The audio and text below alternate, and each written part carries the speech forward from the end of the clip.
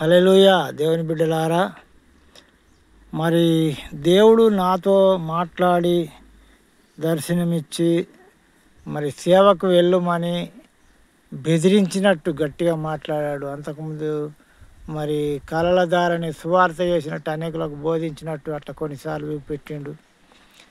మరి గొప్ప వెలుగుతోని మరి వెలుగులో ఉండి సేవకులు రమ్మంటూ నేను రమ్మని అని కొన్నిసార్లు పిలిచిండు. అలాంటివి పిలిచినప్పుడు నేను లాస్ట్కు మల్లాపూర్లో గొప్ప సంఘం కట్టబడితే వెళ్ళు అని బెదిరించినట్టు మాట్లాడినప్పుడు అప్పుడు నేను సేవకి వెళ్ళిన.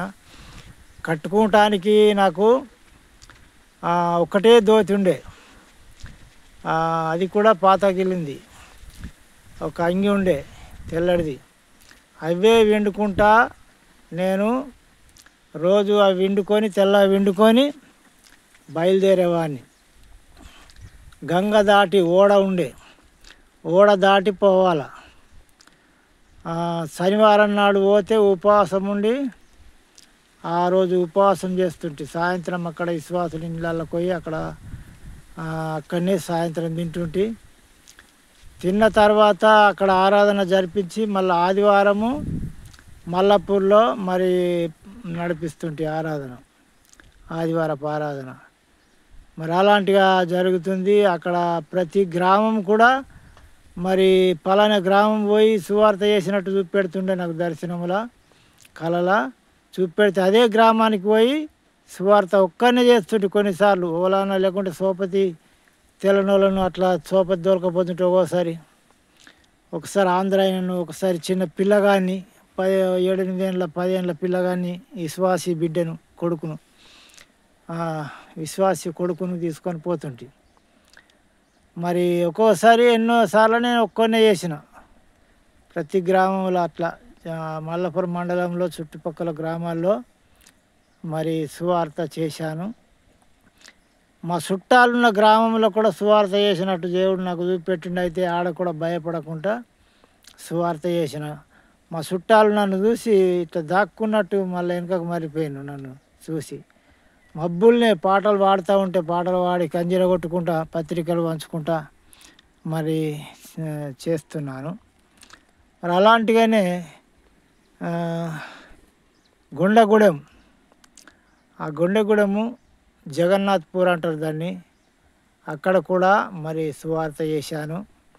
అక్కడ అప్పుడప్పుడు మళ్ళా అక్కడ కొంతమంది విశ్వాసులు ఉన్నారు, ఎబ్రోన్ కోయేటోళ్ళు. ఆడ ప్రార్థన కూడా పెట్టి వాక్యం చెప్పాను. ఒకసారి కొత్త పాట, అదే మన రాయికల్ మండలు అది కొత్త పాటలా చేస్తూ ఉంటే ఆడ వ్యతిరేకులు బాగుంటారు. ఆ కొత్త పాట అంట సువార్త చేసి అక్కడ కొత్త పాట అవతల మళ్ళా ఏం జరిగిందంటే అక్కడ ఒడ్డెగూడెం అంతా కూడా సువార్త చేసిన, ఎవ్వరు ఏమనలేదు. లాస్ట్కు నడువులే ఒక ఆడకట్టుకు చేయలేదు కాబట్టి అక్కడ పంచాలు జరుగుతున్నాయి, జనం బాగున్నారు. అక్కడ కూడా కొంచెం దూరం, వాళ్ళకు దూరం ఉండి మరి సువార్త చేసిన. మీరు నమ్మినట్టయితే రోగాలు సమస్యలు కూడా దూరం అవుతాయి, మంత్రశక్తులు దూరం అవుతాయి అని ఇట్లా చెప్పి నేను ఆ ఊరు దాటి వెళ్ళేస్తున్నా. ఇక ఆ రోజు ఆదివారము అట్టనే రాయికాలు అక్కడ చర్చి ఉన్నాయి కదా, ఆ చర్చికి పోదామని వెళ్ళి రాగానే ఆ ఊరు దాటినాక 2 బండి వేసుకొని వచ్చిండ్రు యవ్వనస్తులు. నా మీద ఎగవాడి కంజీర గుంజుకుంటానికి వచ్చిండ్రు, బైబిల్ గుంజుకుంటానికి వచ్చిండ్రు. అయితే లాస్ట్కు బైబిల్ గుంజుకొని పోయినరు. సర్పంచ్ రమ్మంటుంట్రా, నువ్వు రోగులు బాగా అవుతారన్నగా బాగు చేద్దురా అనుకుంటా బలవంతంగా నన్ను గుంజితే నేను పోలేదు. బైబిల్ గుంజుకొని పోయినాక నేను ఇక పోలేదు. ఎందుకంటే దాన్ని ఆలోచించి ఇది మంచిది జరగదు, పోతేమనే బైబిల్ అని వెంటనే చక్కగా రాయికల్ వెళ్ళిపోయినా ఆదివారం చర్చికి. మరి ఆ బైబిల్ను కాలబెట్టిండ్రని తెలిసింది. మరి దేవుని దయ, మరి అక్కడ రక్షణ లేదు. ఆ కొత్తపేట గ్రామంలో బాగా వ్యతిరేకము, వాళ్ళ గురించి మీరు అందరూ ప్రార్థన చేయండి. అలాంటిగా జరిగింది. దేవుని బిడ్డలారా, దేవుని సేవలో ఎన్నో ఆటంకాలు ఎదుర్కొన్న, ఎన్నో బాధలు, ఎన్నో కన్నీళ్ళు, ఎన్నో బాధలు మరి ఎదుర్కొన్నాను. సైకిల్ మీద తిరుక్కుంటూ నేను సువార్త చేశాను. మరి అనేకులకు 3 సంఘాలు కట్టాను, అనేకులకు బోధించాను. అనేకులకు ఒంటరి సువార్త కూడా చాలామందికి చేశాను. మరి మంచి మంచోళ్ళకు, ధనవంతులకు కూడా సువార్త చెప్పిన దేవుని మాటలు, పరవస్తు సూర్యనారాయణయి మరి మా యొక్క పద్యం పాడుకుంటా, అవి పాడుకుంటా దానికి అర్థం చెప్పిన, దానికి చరిత్ర అంతా కూడా చెప్పిన. బ్రాహ్మణులు నమ్ముకున్నారు. బ్రాహ్మణులకు కూడా సువార్త చెప్పిన. బ్రాహ్మణులు నమ్ముకున్నారని అనేకులకు చెప్పిన.